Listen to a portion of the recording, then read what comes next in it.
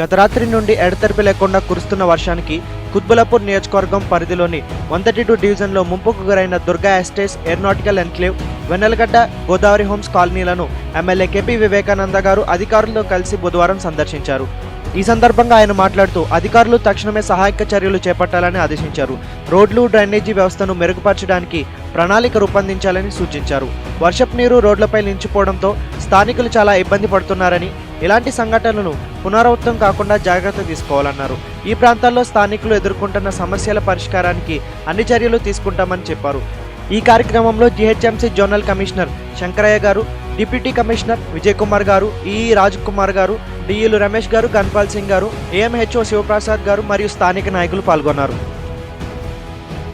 కేసీఆర్ అడుగులో అడుగవుదాం, బంగారు తెలంగాణను నిర్మిద్దాం.